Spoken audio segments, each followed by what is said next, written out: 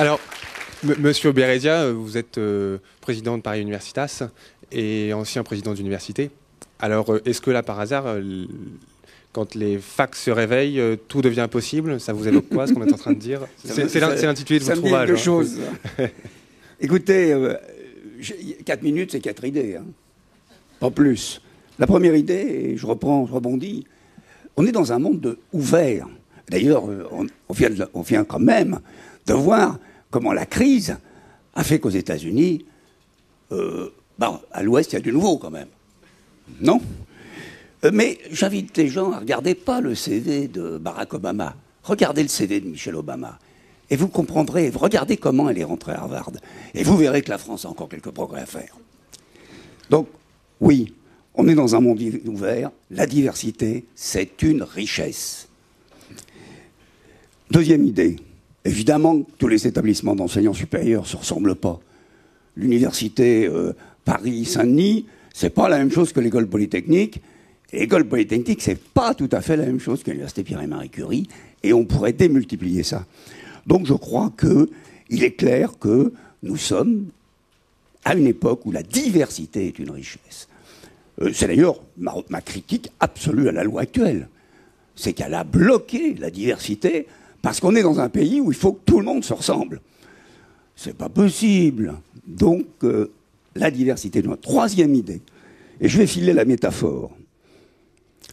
Pourquoi l'enseignement supérieur doit être un lieu le plus ouvert possible? Écoutez, il y a beaucoup de physiciens dans mon université, même pas beaucoup, mais enfin ils m'ont appris un truc, c'est qu'il y avait deux hypothèses d'évolution de l'univers.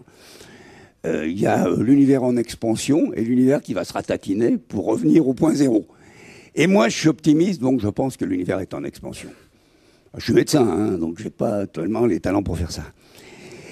Et si l'univers est en expansion, ça veut dire qu'il faut étendre les connaissances des gens et qu'ils comprennent cet univers. Donc, le lieu de l'université, l'enseignement supérieur, doit être un lieu de la diversité et de la diversité des programmes. Le mal français, c'est la ségrégation de l'intelligence. Il faut que dans le même lieu, il y ait des élites et des crétins. Je me situerai entre les deux. Tout le monde est un peu crétin, tout le monde est un peu élite.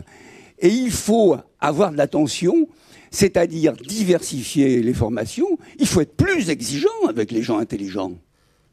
C'est pour ça que nous avons créé ce qu'on appelle les cursus exigeants, avec cursus ESCUB, avec Sciences Po, Sciences et Musique, Sciences et Philosophie. Il faut être plus exigeant avec les gens qui peuvent plus donner. C'est peut-être mon vieux fond, mon vieil humanisme que ma mère m'a transmis, mais ça c'est nécessaire. Et il faut évidemment être plus attentif pour ceux qui ont plus de difficultés. Donc il faut arrêter de mettre les moyens là où il y a les gens intelligents. J'en dirai pas plus. Quatrième idée. L'avenir, c'est la jeunesse. Évidemment que l'avenir, c'est la jeunesse. Mais attention, la jeunesse, c'est pas physiologique. Charlie Chaplin, il a été jeune toute sa vie. Et par la charité chrétienne, m'empêchera de citer quelques noms, mais je connais beaucoup de gens réputés intelligents qui sont quand même un peu rabougris. Donc je pense que la jeunesse, c'est un état d'esprit. Et ce que j'aime bien dans la Manu, c'est la jeunesse.